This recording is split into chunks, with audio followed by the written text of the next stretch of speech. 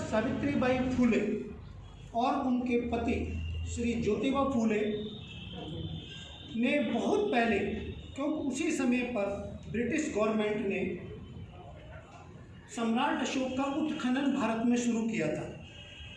सावित्रीबाई फूले का जन्म 1831 में हुआ, लेकिन 1848 के बाद ही astrological survey of India, ASI जिसे आप कहते हैं, आर्कोलॉजिकल सर्वे ऑफ इंडिया, पुरातत्व विभाग जिसे आप बोलते हैं, उसकी स्थापना भारतवर्ष में हो गई थी और अलेक्जेंडर कनिंघम उसके हेड थे।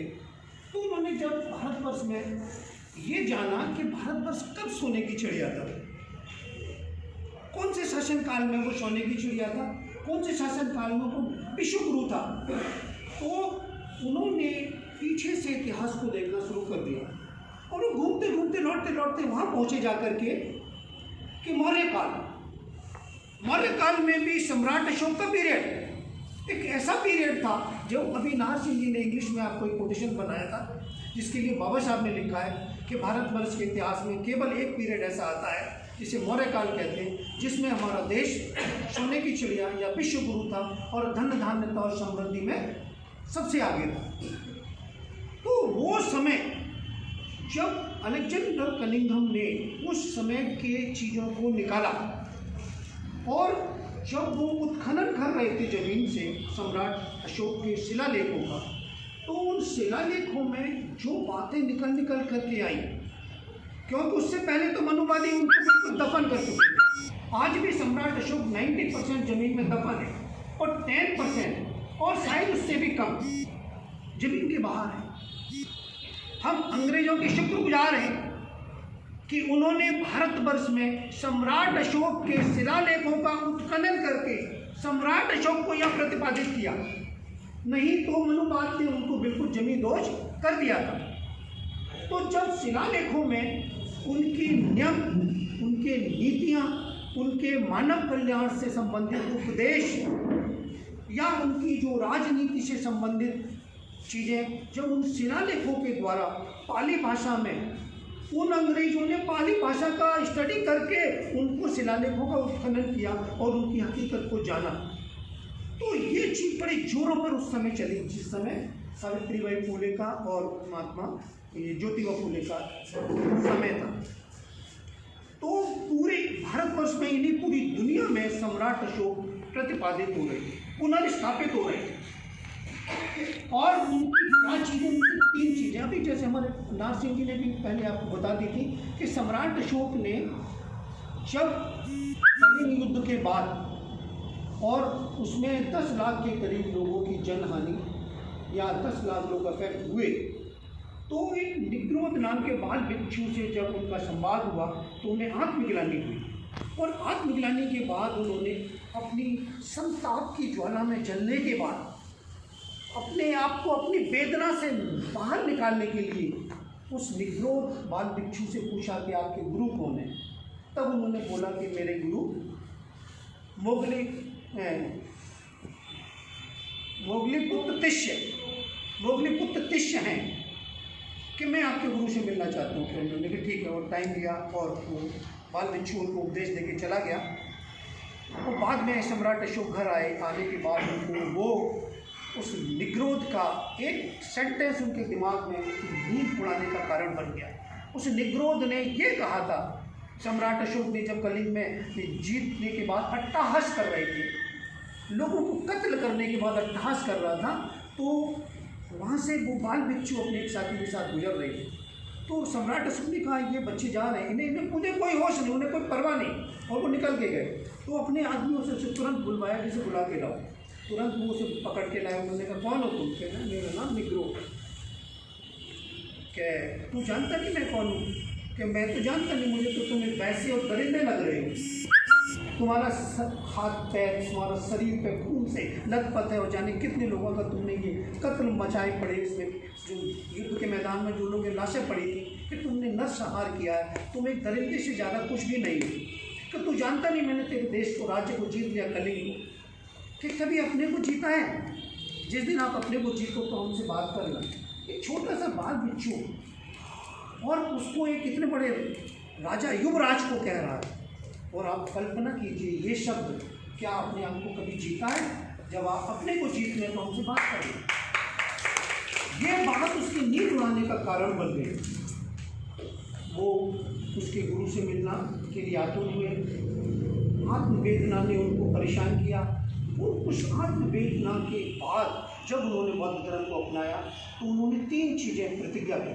3 प्रतिज्ञाएं की। पहली प्रतिज्ञा कि मैं युद्ध नीति का त्याग करता हूँ। नारसिंह जी ने पहले कहा युद्ध नीति का त्याग करता हूँ, युद्ध का त्याग नहीं, युद्ध नीति का त्याग करता हूँ। यानी मैं अपनी तरफ से युद्ध नहीं छेड़ूंगा, लेकिन मेरे पर कोई अगर जोर जबरदस्ती करेगा या मेरे को दखलंदाजी करेगा तो मैं उसका जवाब जरूर दूंगा।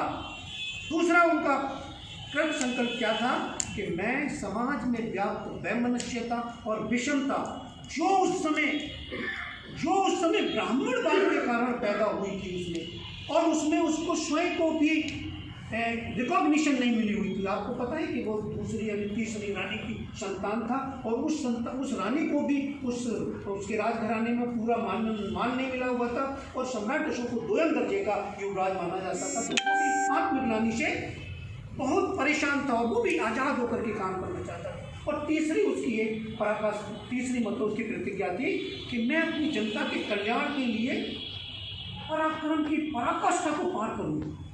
मतलब इनके अपनी जनता के कल्याण के लिए मुझे जो कुछ करना पड़ेगा, that was the optimum level of mind.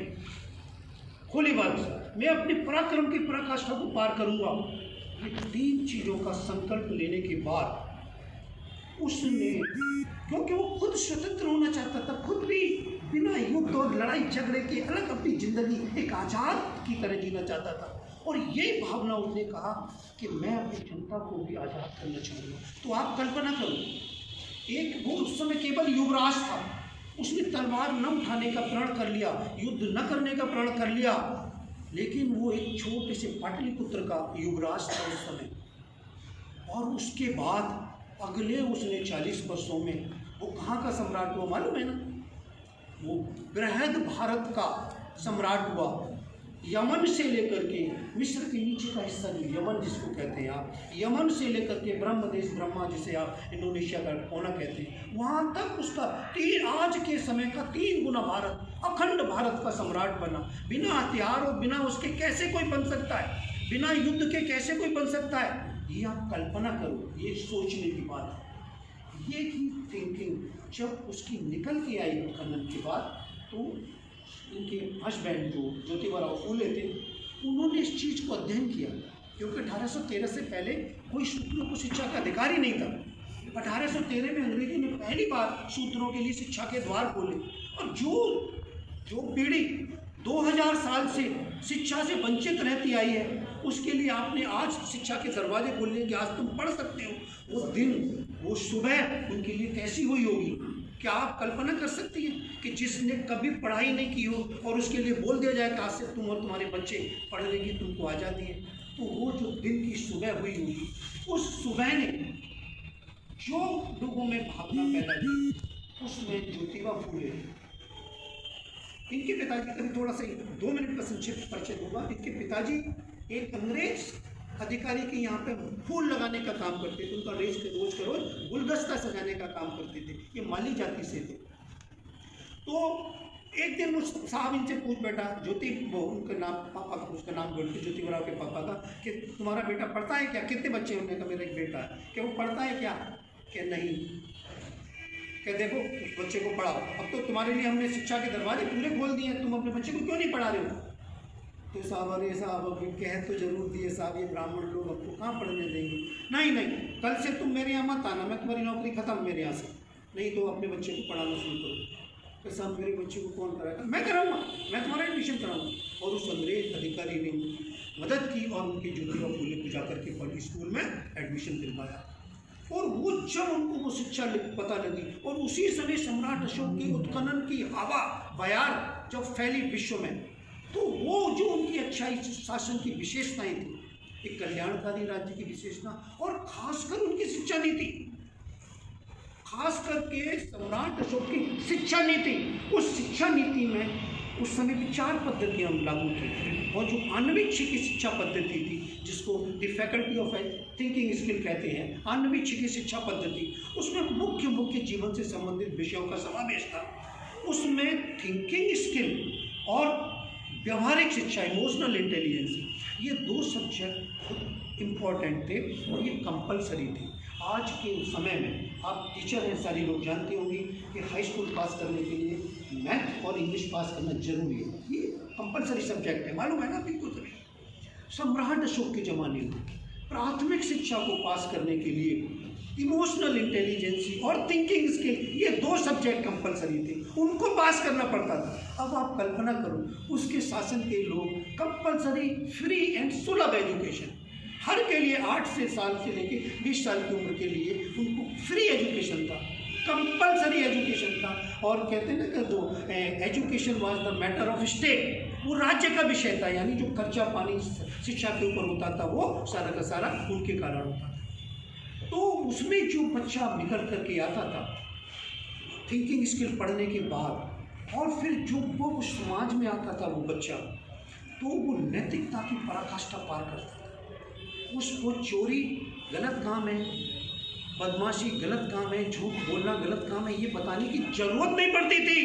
उसकी मॉरल वैल्यू जितनी ऊंची हो जाती थी, और वो मॉरल वैल्यू जब ज्योतिबा फूले ने उनको खनन के थ्रू जानी, उनको बताने वाला कोई नहीं था, उन्होंने जो उत्खनन के बयान उस समय चली और उसके सम्राट अशोक के जो वो सिद्धांतों को जब उत्खनन करके उजागर किया गया, तो उसकी जो जानकारी उनको जब पैदा हुई, तब उनका दिमाग पूरा का पूरा सम्राट अशोक के शासन की ओर चला गया। और उसने एक पराकाष्ठा अपने आप में कृत संकल्प, 2 शब्द होते हैं, एक डिटर्मिनेशन है, रिजॉल्व। कृत संकल्प बहुत दृढ़ संकल्प, डिटर्मिनेशन नहीं किया बल्कि कृत संकल्प, रिजॉल्व, कृत संकल्प कर लिया अपने आप को कि मैं सम्राट अशोक के शासन को इस भारतवर्ष में पुनः लागू करूँगा, या उसके ऊपर ही मैं अपने आप को चलूँगा। और 9 साल की उम्र में इनका जब शादी हुई, और अगले करीब जैसे 1840 में इनकी शादी हुई, 1847 तक 7 बरस तक इसके पति ने स्वयं इनको पढ़ाया। 7 बरस यानी टोटल 9, 7, 16 साल की उम्र के बाद इस महिला को कितना परिपक्व दिमाग हुआ, और परिपक्व दिमाग किससे हुआ? सम्राट अशोक की सोच विचार करने की आन्वीक्षिकी शिक्षा पद्धति के कारण। और फिर जो उन्होंने सम्राट अशोक के सिद्धांतों पे, सम्राट अशोक के यहाँ वेलफेयर स्टेट था, कल्याणकारी योजनाएं थी, उसने आदमियों के लिए ही नहीं बल्कि जानवरों, पक्षियों के लिए भी अस्पताल बनवाए थे, शिक्षा के लिए सबके लिए दरवाजे खोले थे, शिक्षा में इमोशनल इंटेलिजेंस और थिंकिंग जैसे विषय लगाए थे। और पराक्रम की पराकाष्ठा, दुनिया पैसे का दान करती है, धन का दान करती है, चीज़ों का दान करती है, उसने अपने बेटी बेटों को दान कर दिया, अपने महेंद्र और संघमित्रा को शब्द दान किसके लिए कर दिया? धम्म के दान के लिए। उस समय पे जो धम्म शब्द था, धम्मा दैट इज नैतिकता का आचरण। धम्म कोई धर्म नहीं था जो आज आपको हिंदू धर्म मुस्लिम धर्म से तुलना करते हो लोग। कोई बात नहीं बेटे, लगी तो नहीं बेटे, थोड़ा सा तो बैठिए। तो उसने वो पूरा कष्ट पार की, कागज पत्थरों को कागज बना दिया। देखिए आप समझिए, पत्थरों को कागज बना दिया, पत्थरों पे शिलालेख लिखवा दिए। आज जो आपके समाज में भी वो पत्थर की लकीर वाली जो धारणा है ना, वो कहाँ से आई? वो भी अशोक का ही देन है कि पत्थर की लकीर, यानी उसने पत्थर को कागज बना दिया और अपने शिलालेख कहाँ लगवा दिए? ओपन कर दिया सबके लिए, चौराहों पे या सार्वजनिक स्थानों पे। तो उस शिक्षा से ये प्रभावित थे, उस शिक्षा से इनके पति प्रभावित थे और वो भी यही चाहते थे। और कल्याण की पराकाष्ठा उसने यवन से लेकर के ब्रह्मदेश तक पूरा पूरा पेड़, सड़क के किनारे धर्मशालाएं और सराएं, जिसमें जितनी रहना खाना पीना, हर्बल एजुकेशन, हर्बल ट्रीटमेंट के लिए लोगों को ये सारी सुविधाएं दी, वो कल्याणकारी राज। कहते हैं कम लोग रख करके उसने ज़्यादा कल्याण किया। लीस्ट गवर्नमेंट और कहते हैं बेटर गवर्नेंस, कम शासन के बाद उसने ज़्यादा किया, ये उससे प्रभावित हुए। हम लोग इनको समझने में कहीं कम पड़े। सबसे पहले हम सम्राट अशोक को समझने में कम पड़े, इसीलिए पेबेक सोसाइटी ने ये दृढ़ निश्चय किया कि हम सम्राट अशोक की एक वैचारिक जन्म शताब्दी इस साल को पूरा बनाएंगे। उस शताब्दी कार्यक्रम के अंतर्गत हम हमारे समाज के जितने भी बहुजन नायक या नायिकाएँ हैं उन सबको उससे रिलेवेंसी से जोड़ेंगे, ये हमारा उद्देश्य था। और आज के इस कार्यक्रम का क्योंकि इन्होंने नारी आंदोलन, नारी सशक्तिकरण, नारी मुक्ति, यहाँ तक कि उस समय जो विधवाओं की गलती से जो प्रेग्नेंट हो जाती थी वो महिलाएं, उनकी जो बाल हत्या कर दी जाती थी, वो ब्राह्मण लोग थे या तो विधवा को मार देते थे या विधवा की संतान को मार देते। आज भ्रूण हत्या होती है, उस समय बाल हत्या होती थी, पैदा होने के बाद मार दिया जाता था। उसकी उन्होंने बहुत विरोध किया। विधवाओं के लिए अपने घर में अस्पताल खुलवाया। उस समय बहुजन महिलाओं को प्रेगनेंसी के टाइम पे, डिलीवरी के टाइम पे कोई डॉक्टर या वैद्य दवा नहीं देता था, ना उन्हें छूता था, और उन्हें जो पीड़ा से गुजरना पड़ता था उसमें अधिकांश लोगों की मौत हो जाती थी। उस वेदना से प्रभावित होकर के इन्होंने अपने घर में बहुजन महिलाओं के लिए प्रसूति गृह बनवाए, और जो बच्चा इन्होंने ब्राह्मणी का अवैध संतान को गोद लिया, यशवंतराव, उसको इन्होंने खुद पढ़ा लिखा के डॉक्टर बनाया और अपने घर में अस्पताल खुलवाया। तो देखिए, दासी प्रथा, बाल विवाह, सती प्रथा, ये बहुत सारी ऐसी बुराई, और सबसे बड़ा जो इन्होंने प्रहार किया ग्रामीण भारत के अंधविश्वास और उनकी जो कुप्रथाएं थी उनके ऊपर किया। सम्राट अशोक ने भी अपने शिलालेख में लिखा है एक जगह कि मैं अपनी महिला शक्ति को आह्वान करता हूँ कि वो जो कुछ भी कार्य घर में करती हैं उनसे कम अमंगल होता है। मैंने जो शिलालेखों पर नारी के लिए जो उपदेश लिखवाए हैं, अगर वो उनका पालन करेगी तो उसका ज़्यादा मंगल होगा, ज़्यादा मंगल होगा, तो ज़्यादा मंगल करने की प्रतिज्ञा इन्होंने की। और नारी शिक्षा का वो संकल्प लेकर के उस जमाने में, जबकि ब्राह्मणों ने, मनुवादियों ने, मनुवाद तो बाद में शुरू हुआ, ब्राह्मणवादियों ने ये फैला रखा था कि जो भी स्त्री पढ़ेगी उसका पति मर जाए। ये बहुत बड़ा अंधविश्वास और कुप्रथा हमारे समाज में ब्राह्मणवादियों ने फैला रखी थी। ज्योतिबा फूले के नारी सशक्तिकरण को कमजोर करने के लिए कि जो महिला पढ़ने की कोशिश करेगी समाज में उसका पति मर जाएगा। अब वो कितनी बड़ी दृढ़ निश्चय वाली महिला रही होंगी कि इतना सब कुछ सहने के बाद भी वो निकल पड़ी पढ़ाने के लिए। महिला लोग उस पर पत्थर फेंकते, गोबर फेंकते, कीचड़ फेंकते, लेकिन वो दिखी नहीं, ठीक, मतलब घबराई नहीं। उसका साहस यहाँ पर आपको देखा है। तो हमें इसका ये साहस महिला शक्ति के लिए की गई कार्य वो केवल स्त्रियों के लिए नहीं, पुरुषों के लिए भी। 1890 में जब उनके पति का देहांत हो गया तो 1897 तक उनके पति ने जो एक संस्था सत्य शोधक समाज की स्थापना 1873 में की थी, 24 सितंबर 1873 को, उस सत्य शोधक समाज की कंट्रोल मैनेजमेंट पूरे 7 वर्ष तक खुद सावित्रीबाई फुले ने किया, जो इनकी बेहतर प्रबंधन और इनकी बेहतर प्रशासनिक व्यवस्था को दर्शाता है। तो हमें इनकी उत्खनन करना है, हमें सावित्रीबाई फुले की उन चीज़ों को उजागर करना है। आज का ये प्रोग्राम इसी का प्रतिफल था कि हम चाहते थे कि हमारे समाज की महिलाएं आगे आएँ, सावित्रीबाई फुले से प्रेरणा लें। बार बार महिलाएं भी कह रही थी कि हमारे ऊपर बहुत सारे बंधन हैं, मैं मानता हूँ, लेकिन एक मैं उपदेश या संदेश भी देना चाहता हूँ कि नारी ने इतने अपने रक्षक पैदा कर लिए हैं। जब वो किसी की बेटी होती है तो उसका बाप रक्षक होता है, जब वो किसी की बहन बन जाती है तो उसका भाई भी रक्षा में खड़ा हो जाता है, जब वो किसी की पत्नी बन जाती है तो उसका पति भी उसका रक्षक बन जाता है, और जब वो किसी की माँ बन जाती है तो उसका बेटा भी उसका संरक्षक बन जाता है, जब वो दादी बन जाती है तो उसके नाती पोतों की फौज उसके संरक्षण में खड़ी हो जाती है।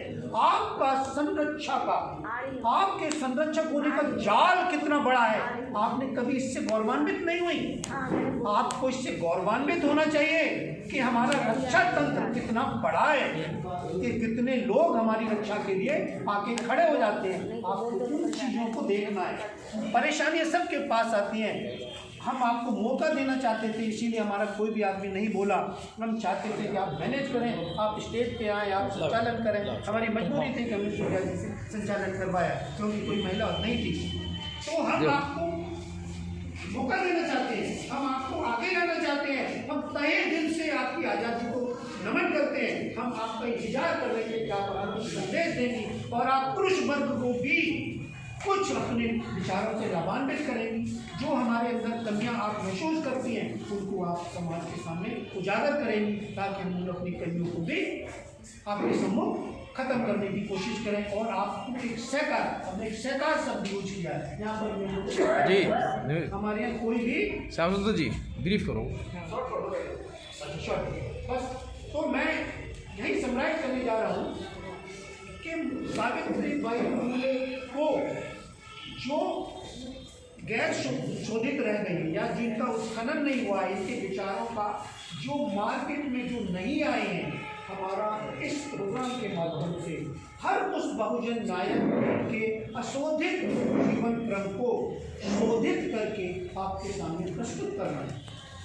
यही हमारी पेबैक सोसाइटी का, हमारा कोई पॉलिटिकल पार्टी नहीं, हमारा कोई रिलीजियस कोई पार्टी भी नहीं, हमारा सिर्फ एक प्रोग्राम है पेबैक सोसाइटी। इसका मेन उद्देश्य यही है कि अपने समाज से, अपने पूर्वजों से जो हमने लिया है उसका कुछ आपको वापस दें, यानी पेबैक टू सोसाइटी करें, हम आपको चुकाएं। और वो चुकाने के रूप में सबसे पहले हम अपनी माँ, बहनों, बेटियों का ऋणी हैं, उनका ऋण हम उतारना चाहते हैं। इसीलिए हम आपको आगे ला करके ये सारे काम कराने की कृत संकल्प हैं। हम लोग कृत संकल्प हैं, मैंने कहा ना, हम लोग रिजॉल्व, हमने ये कृत संकल्प की मूल ये है कि अपनी महिलाओं को आगे लाएंगे और उनको जो हमसे समस्या है वो हमारी जो सावित्रीबाई फुले ने जो उस समय पे झेली, जो चीज़ें नहीं जान पाई, उसका हम आपको जानकारी दें और आपको सबको अवगत कराएं। यही हमारे प्रोग्राम का उद्देश्य है। तो मैं उम्मीद करता हूँ कि आप सभी सावित्रीबाई फुले से प्रेरणा लेंगी और ये आपके विकास की इमारत में मील का पत्थर नहीं, नींव का पत्थर और शीश कलश बन करके शामिल होगी। इन शब्दों के साथ जय हिंद, जय भारत।